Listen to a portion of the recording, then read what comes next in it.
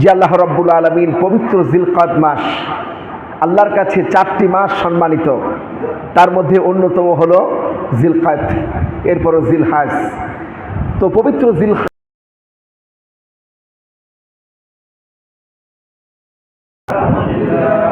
ভাইরা আমার, এই জিলকাদ মাস, জিলহাজ মাস খুবই তাৎপর্যপূর্ণ মাস।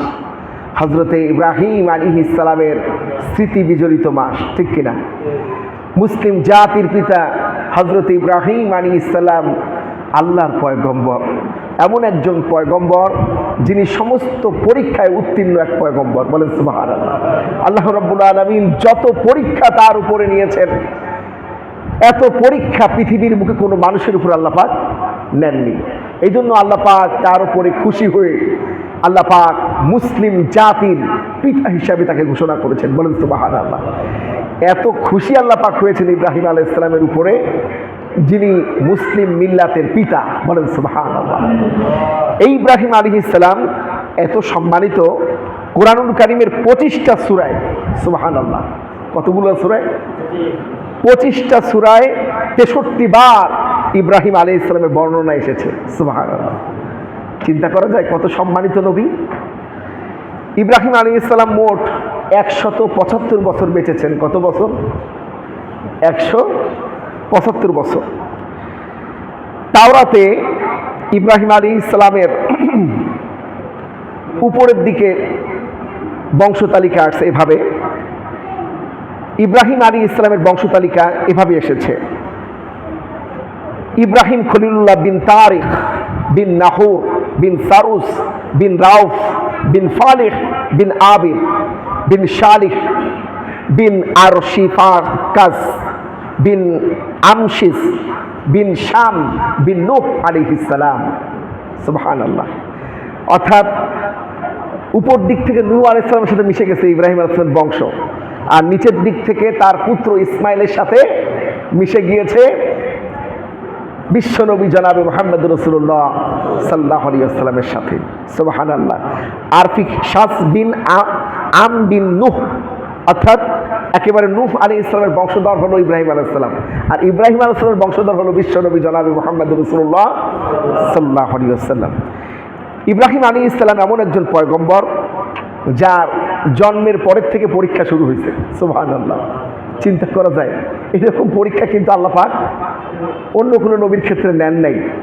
যেমন বিশ্বনবী জনাবে মুহাম্মদ রাসূলুল্লাহ সাল্লাল্লাহু আলাইহি ওয়াসাল্লামের দাদা আব্দুল মুতালিব এক আল্লাহয় বিশ্বাসী ছিলেন, তার আব্বা এবং আম্মা উভয়ই এক আল্লাহর বিশ্বাসী ছিলেন, কিন্তু ইব্রাহিম আলাইহিস সালামের মা বাবা এক আল্লাহয় বিশ্বাসী ছিলেন না।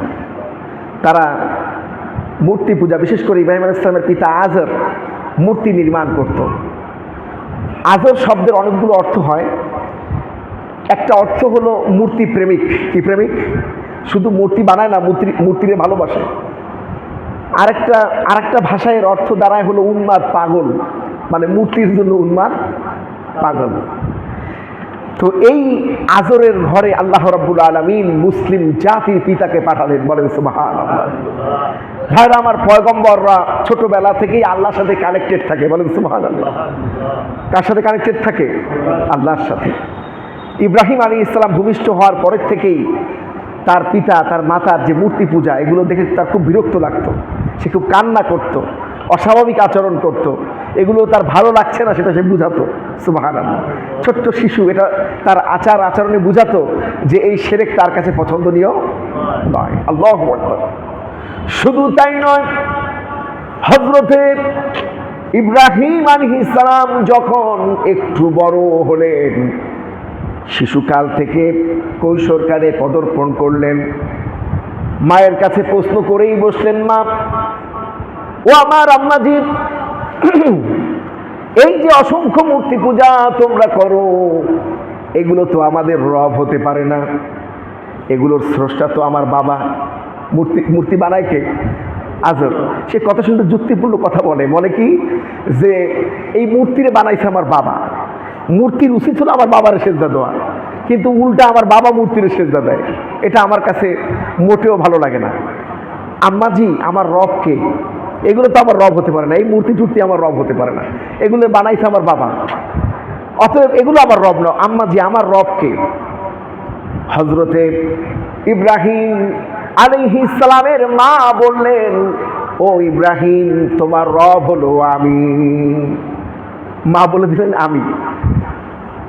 রব শব্দের আরবি, এটা আরবি শব্দ, এর অর্থ হলো লালন পালনকারী। কি কারি? লালন পালনকারী। মায়েরা কি করে? লালন পালন করে। তো মায়েরা এক অর্থে রব, এক অর্থে কি? তো যেহেতু ইব্রাহিম আলাইহিস সালামকে ছোটবেলা থেকে কোলে কাকে লালন পালন করেছে মা, এক অর্থে সে বলল আমি তোমার রব। তুমি তো এদেরকে রব মানো না, তাহলে আমি তোমার রব।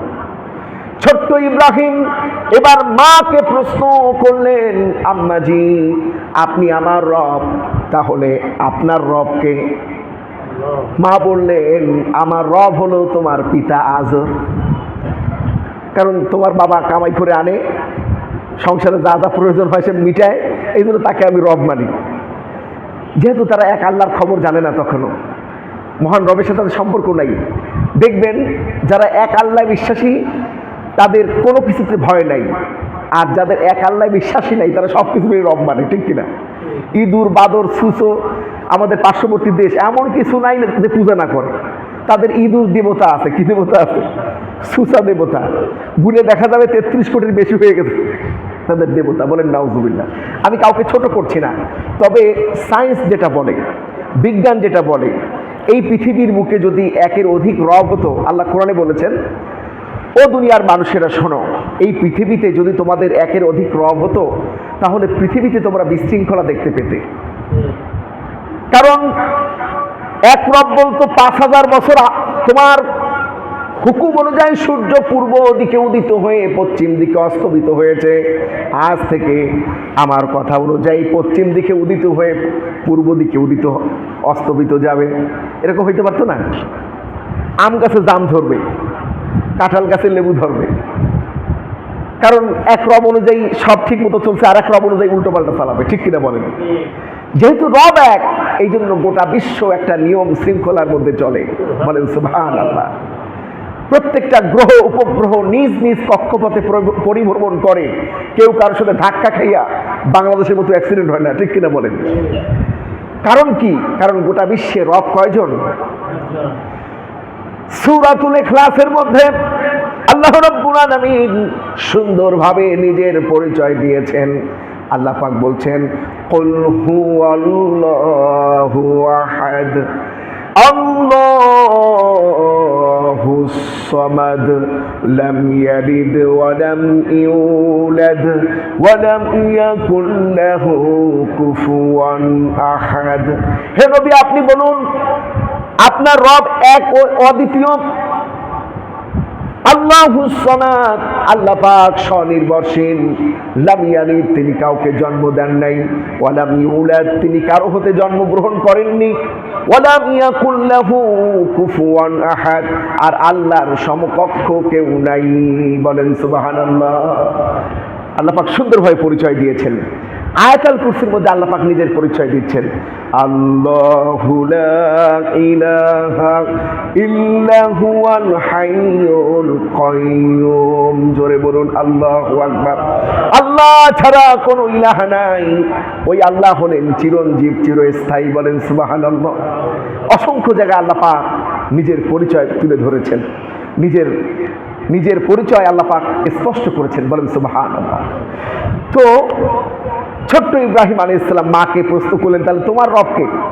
মা বললেন, আমার রব হলো তোমার পিতা আজর। ইব্রাহিম আলাইহিস সালাম আবার প্রশ্ন করলেন, তাহলে আমার পিতা আজরের রবকে? ইব্রাহিম আলাইহিস সালামের মা বললেন, তোমার পিতা আজরের রব হলো বাদশা নমরুদ। বাদশা নমরুদ, এটা তো একটা অফিসিয়াল ঘোষণা। এটা কি সরকারি একটা আইন ছিল বাদশা নমরুদের সময়। সে দেশের প্রেসিডেন্ট, আবার পাশাপাশি সে রাষ্ট্রীয়ভাবে রব। বলেন নাউজুবিল্লাহ। এভাবে একটা আইন ছিল সে সময়, অর্থাৎ নমরুদকে রব মানা বাধ্যতামূলক ছিল। সেই হিসাবে মা বলছে যে তোমার পিতা আজরের রব হলো নমরুদ। বলেন নাউজুবিল্লাহ। এবার ইব্রাহিম আলাইহিস সালাম যে প্রশ্ন করলেন, এই প্রশ্নের মাধ্যমে নমরুদের রাজপ্রাসাদের উপরে কুরাল পড়লো। কি পড়লো? রাজপ্রাসাদের উপরে কি পড়লো? কুরাল। নমরুদ সম্পর্কে ইব্রাহিম আলাইহিস সালাম বলছেন, তাহলে এই নমরুদের রব কে? এই কথা বলা মাত্র মা মুখ চেপে ধরছে ছেলের, ওরে বাবা তুই কি বললি? এই কথা যদি নমরুদের কান পর্যন্ত পৌঁছায় যে নমরুদের রব কে, তাহলে আমাদের বাড়ির সবাইরে নমরুদ কতল করবে। তো যখন আজর ঘরে ফিরে শুনলেন ছেলে এরকম প্রশ্ন করে, আজর বলল, এই ছেলেরা আর বাড়িতে রাখা, এই ছেলেরা আর বাড়িতে মানুষের মধ্যে রাখা যাবে না। কারণ কখন কার মাধ্যমে এই নমরুদ পর্যন্ত যখন এই প্রশ্ন পৌঁছে যাবে যে আজরের পুত্র ইব্রাহিম বলছে নমরুদের রবকে, তাহলে তো আমাদের সবার গর্দান যাবে। তাকে পাহাড়িয়া অঞ্চলে গুহার মধ্যে বসবাসের উপযোগী করে মা ছেলেকে ওখানে রেখে দেওয়া হলো পাহাড়িয়া অঞ্চলে। যে ছেলে যতদিন পর্যন্ত না মাথা থেকে এই নমরুদের রবকে এই প্রশ্ন মাথা থেকে যতদিন না যাবে, অতদিন এই ছেলেকে আর লোকালয়ে আনা। কে করছে এটা? আজর। আজর যেহেতু হাতের, দেখবেন যারা হাতের কাজ করে মিস্ত্রি, তারপর হলো যারা নরসুন্দরের কাজ করে, এদের কিন্তু ক্রিটিক্যাল বুদ্ধি, এরা অনেক কিছু অল্পতে বোঝে, অনেক কিছু। দেখবেন রাজনৈতিকটা তো আলাপ, আমি কাউকে ছোট করছি না। সেলুনে যাবেন, সেলুনে যারা কাজ করে সব খবর আপনাকে দেবে, রাজনৈতিক যত বিশ্লেষণ সব আপনাকে জানাই দেবে। তো যারা হাতের কাজ, ক্রিটিক্যাল কাজ করে, এদের মেধা দিচ্ছে আল্লাহ। তো আজর যেহেতু হাতের কাজ করে, পাথর কেটে মূর্তি বানায়, কাঠ কেটে মূর্তি বানায়, মেধা আছে, সে বুঝে নিল এই ছেলে আমার বিপদে ফেলবে। তাই একে পাহাড়িয়া অঞ্চল রেখে দেওয়া হলো। আর বলা হলো ইব্রাহিম আলাইহিস সালাম মাকে বলে দেওয়া হলো ছেলে যেন দিনের বেলা বাইরে না বের হয়। বাইরে বের হলে লোকের সাথে দেখা হবে আর ওই সমস্ত প্রশ্ন তুলবে, তাতে আমরা বিপদে পড়বো। দিনের বেলা যেন ইব্রাহিম বাইরে, তবে সন্ধ্যার পরে একটু বের হতে পারে, কারণ পাহাড়িয়া এলাকায় রাতের বেলা তেমন লোকজন থাকে না। ভাইরা আমার, বাবাজিরা আমার, ছোট্ট ইব্রাহিম দিনের বেলায় বাইরে বের হতে পারে না, রাতের বেলা সন্ধ্যার পরে একটু বের হয়। ইব্রাহিম আলাইহিস সালামের মাথার মধ্যে প্রশ্ন, কে আমার রব? বলেন সুবহানাল্লাহ। এই প্রশ্ন ঘুরপাক খাচ্ছে। হযরত ইব্রাহিম আলাইহিস সালাম সন্ধ্যাবেলা যখন বাইরে বের হলেন, সন্ধ্যা তারকাকে দেখে মনে করলেন এই সন্ধ্যা তারকা অন্যান্য তারকার চাইতে একটু বড়। সন্ধ্যা তারকা কিন্তু আসলে তারকা নয়, এটা একটা গ্রহ। এটা কি গ্রহ? সাইজ একটু বড় হয়। এই জন্য নাবিকেরা মূলত সন্ধ্যা তারকা দেখে তারা পথ চলে। তো এই তারকাকে সে ভাবলো অসংখ্য তারকা রাজির মধ্যে এই তারকা এটা বড়। কোরআনে আল্লাহ পাক এই ঘটনা সব আল্লাহ কোরআনে তুলে দিয়েছেন, বলেন সুবহানাল্লাহ। হযরত ইব্রাহিম আলাইহিস সালাম কি চিন্তা করছেন, দুনিয়ার কেউ খবর না রাখলেও আমার রব আল্লাহ পাক আরশে আজিমে বসে খবর রেখেছেন। কোরআনে আল্লাহ পাক তুলে দিয়েছেন, ফালাম্মা জান্না আলাইহিল লাইলু রাআ কাওকাবান ক্বালা হাদা রাব্বি। হযরত ইব্রাহিম আলাইহিস সালাম সন্ধ্যা তারকার দিকে লক্ষ্য করে বললেন, এই সন্ধ্যা তারকা আমার রব হতে পারে। যেহেতু এই তারকাটি অন্যান্য সকল তারকার চাইতে সাইজ একটু বড়, তাহলে এটা আমার রব হতে পারে। ইব্রাহিম আলাইহিস সালাম লক্ষ্য করলেন, ফালাম্মা আফালাল ক্বালা লা উহিব্বুল আফিলিন। কিছুক্ষণ পর রাত যখন গভীর হলো, সন্ধ্যা তারকাটি হারিয়ে গেল, স্তবিত হয়ে গেল। হযরত ইব্রাহিম আলাইহিস সালাম বলছেন, ক্বালা, সে বলল, লা উহিব্বু, আমি ভালোবাসি না। লা উহিব্বু আফিলিন, যা স্তবিত হয়ে যায়, যা হারিয়ে যায়, তাকে আমি ভালোবাসি না। কারণ রব কখনো হারিয়ে যেতে পারে না, বলেন সুবহানাল্লাহ। স্রষ্টা কখনো হারিয়ে যেতে পারে না। স্রষ্টা হলো হাইয়ুল কাইয়ুম, বলেন সুবহানাল্লাহ। রব হলো হাইয়ুল কাইয়ুম, রব হলো আল্লাহু আলা কুল্লি শাইইন কাদির, রব হলো আলাইসাল্লাহু বিআহকামিল হাকিমিন, রব হলো যুল জালালি ওয়াল ইকরাম। ঠিক কিনা? রব কখনো হারিয়ে যেতে পারে না। ছোট্ট ইব্রাহিম আলাইহিস সালাম বলেন, যা অস্তমিত হয়ে যায় তাকে আমি রব বলে ভালোবাসি না, এ আমার রব হতে পারে না। ভাইরা আমার, সব কথা আল্লাহ কোরআনে নোট করেছেন ইব্রাহিম আলাইহিস সালামের এই ঘটনা। ছোট্ট ইব্রাহিম, হযরত ইব্রাহিম আলাইহিস সালাম লক্ষ্য করলেন, ফালাম্মা রাআল কমারা বাযিগান ক্বালা হাযা রাব্বি। জোরে বলুন আল্লাহু আকবার। হযরত ইব্রাহিম আলাইহিস সালাম লক্ষ্য করলেন কিছুক্ষণ পর চন্দ্র উদিত হয়েছে, লক্ষ্য করে দেখলেন চাঁদের চাইতে, তারকার চাইতে চন্দ্র বড়। হযরত ইব্রাহিম আলাইহিস সালাম চিন্তা করলেন, তাহলে এই চাঁদ আমার রব হতে পারে। এই চাঁদ, রাত যখন গভীর হলো, রাতের এক প্রান্তে এই চাঁদও হারিয়ে গেল। আল্লাহ পাক বলছেন, ফালাম্মা আফালা ক্বালা লা ইল্লাম ইয়াহদিনি রাব্বি লা আকুনান্না মিনাল কওমিদ দাল্লিন। বলুন আল্লাহু আকবার। হযরত ইব্রাহিম আলাইহিস সালাম লক্ষ্য করে দেখলেন এই চাঁদও এক পর্যায়ে অস্তমিত হয়ে গেল। ইব্রাহিম আলাইহিস সালাম এবার তার কওমকে বললেন, ও আমার কওমের লোকেরা, তোমরা যে চন্দ্র সূর্যের তারকারাজির ইবাদত করো, এর থেকে আমি সম্পূর্ণ আলাদা। আমার রব যদি আমাকে হেদায়েত না দেন, ও আমার কওমের লোকেরা, তাহলে আমরা কেউ কখনো হেদায়েত পাবো না। তার মানে এই চাঁদও আমার রব হতে, কারণ চাঁদ কি হয়ে গেল? অস্তমিত হয়ে গেল, হারিয়ে গেল। ভাইরা আমার, নির্ঘুম রাত কাটালো হযরত ইব্রাহিম আলাইহিস সালাম। ছোট্ট ইব্রাহিম নির্ঘুম রাত কাটালেন। হযরত ইব্রাহিম আলাইহিস সালাম নির্ঘুম রাত কাটিয়ে সকালবেলায় পূর্ব দিগন্তে লক্ষ্য করলেন, লাল টগবগ হয়ে সূর্য উদিত হয়েছে। ছোট্ট ইব্রাহিম আলাইহিস সালাম চিন্তা করলেন, তারকার চাইতে চন্দ্র বড়, চাঁদের চাইতে সূর্য বড়, তাহলে এই সূর্য আমার রব হতে পারে। কে চিন্তা করছেন? ছোট্ট কিশোর ইব্রাহিম। এমন একটা কওমের মধ্যে, যে কওমের মধ্যে কেউ আল্লাহকে চেনে না, মূর্তি পূজায় লিপ্ত, এইরকম একটা কওমের মধ্যে খুতবা হচ্ছে। এটা বাংলা খুতবা। ভাইরা আমার, বাবাজিরা আমার, হযরত ইব্রাহিম আলাইহিস সালাম লক্ষ্য করলেন দিনের এক প্রান্তে এই সূর্য পশ্চিম দিগন্তে গধূলি লগ্নে এই সূর্য অস্তমিত হয়ে গেল। হযরত ইব্রাহিম আলাইহিস সালাম বলেন, এই সূর্য আমার রব হতে পারে না, কারণ সূর্য হারিয়ে গেল, অস্তমিত হয়ে গেল। আর আমি জানি আমার রব কখনো হারিয়ে যায় না। বলেন সুবহানাল্লাহ। রবের প্রত্যেকটা মুহূর্তে রবের করুণা, দয়া, ভালোবাসা মানুষের উপরে নাজিলরত। বলেন সুবহানাল্লাহ। প্রত্যেকটা মুহূর্তে আমাদের শরীরের মধ্যে রবের যে কুদরতি উপস্থিতি, রবের যে কুদরতি মানে কার্যক্রম আমাদের শরীরের মধ্যে চলছে। বলেন সুবহানাল্লাহ। আপনি চিন্তা করলে বুঝবেন যে আপনার রব, যিনি আল্লাহ পাক কোরআনে স্পষ্ট করেছেন যে তোমাদের রব, তোমাদের শাহরব যতটুকু না নিকটবর্তী, তার চাইতে তোমাদের রব তোমাদের নিকটবর্তী। তোমাদের রব তোমাদের প্রতি করুণা করেছেন বলেই তোমরা বেঁচে আছো, তোমরা সুস্থ আছো, তোমাদের শরীরে রক্ত প্রবাহমান, তোমাদের মাথা স্বাভাবিক কাজ করে, তোমাদের দৃষ্টি স্বাভাবিকভাবে দেখে। এটা তোমাদের রবেরই দয়া। বলেন সুবহানাল্লাহ। হযরতে ইব্রাহিম আলাইহিস সালাম, আল্লাহ রাব্বুল আলামিন কোরআনুল কারীমে বলছেন, যদি কেউ হেদায়েত প্রাপ্ত হতে চায়, যদি কেউ সঠিক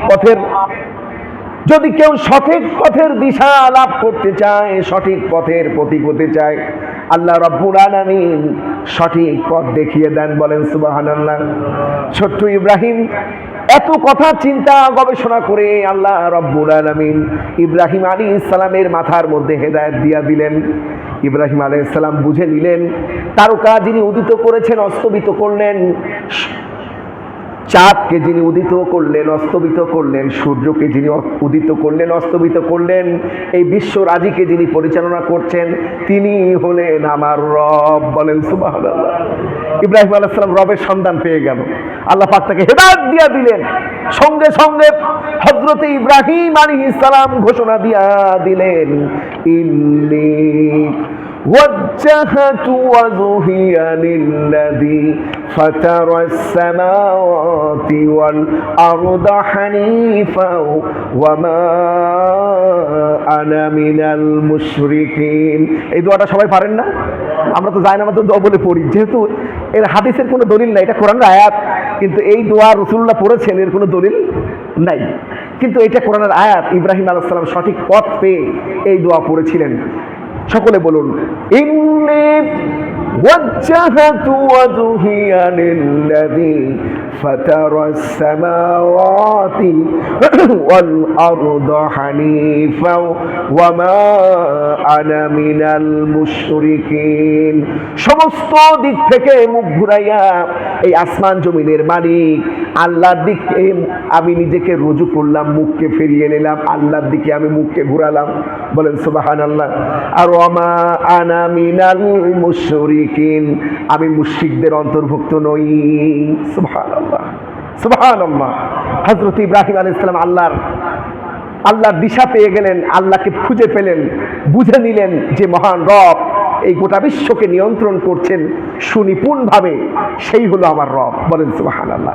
চলে আসলেন পিতার কাছে, পিতাকে বললেন, ইয়া আবাতি, হে আমার সম্মানিত পিতা, আমি যে সঠিক এলেম আমার কাছে এসেছে, যে সঠিক জ্ঞান আমার কাছে এসেছে, এই এলেম আপনার কাছে আসে নাই। সুতরাং আপনি আমার দাওয়াতকে গ্রহণ করে দ্বীনে হানিফ ইসলামকে গ্রহণ করুন, এক আল্লাহয় বিশ্বাসী হন, আপনি দ্বীনের পথে ফিরে আসুন। বাপ প্রচন্ড রেগে গেল, হাতে নিল পাথর। হাতে নিল কি? আজর হাতে নিল কি? পাথর। ইতিহাসের মধ্যে লেখা হয়েছে এই পাথর নিয়ে হযরতে ইব্রাহিম আলাইহিস সালামের মাথায় আঘাত করতে যাবেন। সন্তান হিসেবে মায়া লাগে, কি লাগে? আঘাত করতে গিয়ে আঘাত করলেন না, সতর্ক করলেন, আর যদি কোনোদিন এই রকমের কোনো দাওয়াত তুমি আমাকে দাও, তাহলে এই পাথর দিয়া তোমার মাথাটাকে চূর্ণ করে দিব। ইব্রাহিম আলাইহিস সালাম কি বাবার সাথে খারাপ ব্যবহার করছেন? না, বাবার সাথে খারাপ ব্যবহার করেননি। বরঞ্চ কিয়ামতের দিন কঠিন পরিস্থিতিতে, বিচারের দিবসে ইব্রাহিম আলাইহিস সালাম বাবার জন্য সুপারিশ করবে আল্লাহর কাছে, বলবে, আল্লাহ আমার বাবারে তুমি মাফ করে দাও। আল্লাহু আকবার। কাকে বলে? পয়গম্বর। আল্লাহ পাক ইব্রাহিম আলাইহিস সালামের বাবাকে হাজির করবেন, বলবেন, ও ইব্রাহিম, দেখো তো তোমার বাবাকে চিনতে পারো কিনা। ভাইরা আমার, যেদিন ওই কিয়ামতের কঠিন মুহূর্তে ইব্রাহিম আলাইহিস সালামের বাবাকে আল্লাহ পাক হাজির করবেন, ইব্রাহিম আলাইহিস সালাম লক্ষ্য করে দেখবেন এটা কোনো মানুষ ছিল না, এটা কোনো মানুষ। অর্থাৎ এক আল্লাহ যারা বিশ্বাসী না থাকে, রবকে যারা রব না মানে, তারা আসলে মানুষের মধ্যে থাকে না, ঠিক কিনা? তারা অন্যরকম থাকে, তাদের চিন্তা ভাবনা হলো অন্যরকম। তো ইব্রাহিম আলাইহিস সালাম আর তার এই যখন তার বাবার আসল চেহারা সে দেখবে, তখন সে আর সুপারিশ করতে চাইবে না বাবার ওই চেহারা দেখে। বাবা আমার, এবার আজর কি করলো? অনেকগুলো মূর্তি বানিয়ে ঝুড়ির মধ্যে দিয়া পয়গম্বর ইব্রাহিম আলাইহিস সালামকে মাথায় তুলে দিল। ঝুড়ির মধ্যে মূর্তি বানায় দিয়ে মাথায় তুলে দিয়ে বলল, যাও ছেলে, বাজারে গিয়া বিক্রি করে আসো। ছেলে আসছে দাওয়াত দিতে, আর উল্টা বাবা কি করলো? পাথর দিয়ে মায়ের ভয় দেখাইলো। এরপরে মূর্তি বানায় মাথায় তুলে দিল, যাও বাজারে দিয়ে বেচো। দেখেন পরীক্ষা কাকে বলে। পয়গম্বর আল্লাহর নবী জন্ম হয়েছে ঠাকুরের ঘরে, এটা পরীক্ষা না? কঠিন ব্যাপার না? এখন বাবার আদেশ, ঝুড়ি করে নিয়ে গেছে বাজারে মূর্তি বেচতে, খুব সুন্দর করে সাজায় লোকেরা কিনতে আসছে। বলছে, ভাই তোমরা কিনতে পারো, তবে আমার কাছে একটা এলেম আসছে, জ্ঞান আসছে। আমি জেনেছি মহান আল্লাহ তিনি আরশে আজিমে থাকেন, গোটা বিশ্বকে নিয়ন্ত্রণ করেন। এই চাঁদ, সূর্য, তারকা তিনিই নিয়ন্ত্রণ করেন, অস্তমিত করেন, উদিত করেন। এই মূর্তির কোনো ক্ষমতা নাই, এই মূর্তি তোমাদের ভাগ্যের কোনো পরিবর্তন করতে পারবে না, কিনলে কিনতে পারো। কে বলছেন? ইব্রাহিম আলাইহিস সালাম মূর্তি বিক্রি করতে গিয়া সেই কথা বলছে যে আমার বাবা বানায় দিয়েছে, আমি বাজারে নিয়ে আসছি, এটা ঠিক আছে, কিন্তু তোমরা তো একটা উদ্দেশ্যে এটা কিনছো, তোমাদের কল্যাণের জন্য, তোমাদের মুক্তির জন্য, তোমাদের শেফার জন্য। জেনে রাখো এই মূর্তি তোমাদের কোনো কাজে।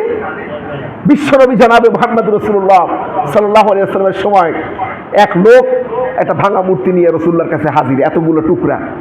রাসূলুল্লাহ বলছে, কি খবর, তোমার দেবতা এরকম ভাঙা কেন? বলছে, হে হুজুর, ইয়া রাসূলুল্লাহ, আমি এই দেবতাকে হুব্বান নামক একটা মূর্তি, হুব্বান নাম কি? হুব্বান। আরবের লোকের তাকে দেব, হুব্বা মানে মুখে আবার মানুষের মতো অবয়ব, মুখে দাঁড়িয়ে আছে, ওই হুব্বা মূর্তি ছোট্ট। তো ওই হুব্বা মূর্তি সবসময় বগলে করে রাখে নিরাপত্তার জন্য। তো পাহাড়িয়া পথ দিয়ে ওই লোকটা চলছে, প্রতিমধ্যে তার ন্যাচারাল কল হয়েছে, পেশাব পায়খানার ব্যাগ হয়েছে। তো চিন্তা করলো দেবতারে ওই জায়গা নিয়ে ঠিক হবে না, রাস্তার পাশে দাঁড় করায় দিয়ে সে ন্যাচারাল কল সেরে এসে দেখে মূর্তির মাথা থেকে পা পর্যন্ত সব ভিজা।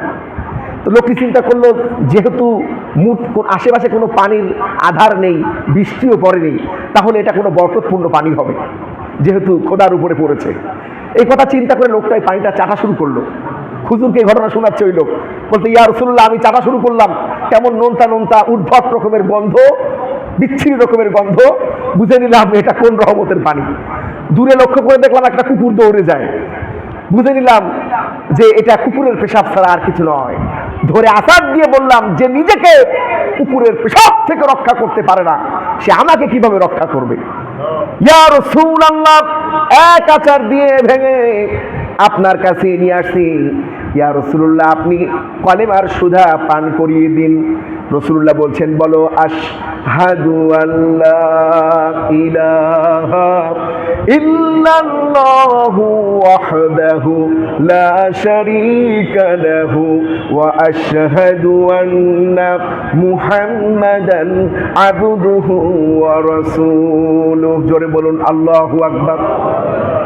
ওই দিন বিশ্বনবী তার সমস্ত দন্ত মোবারককে বিকশিত করে হেসেছিলেন, বলেন সুবহান। ওই দিন হাসিতে রাসূলুল্লাহর দাঁত দেখা গিয়েছিল। রাসূলুল্লাহ হেসে দিয়েছিলেন যে এইবার তুমি ভুল বুঝতে পারলে যে এই মূর্তির কোনো ক্ষমতা। ভাইরা আমার, আজর পুত্র ইব্রাহিম আলাইহিস সালাম যখন এই মূর্তির ব্যাপারে এরকম বলছিল কোনো ক্ষমতা নাই, এই কথা এক কান দুই কান, বাজারে ছিল সেনাবাহিনী, চলে গেছে একেবারে নমরুদের কান পর্যন্ত। কোথায়? নমরুদের কান পর্যন্ত। নমরুদ বলছে আজরের ছেলেরা ধরে নিয়ে আয়।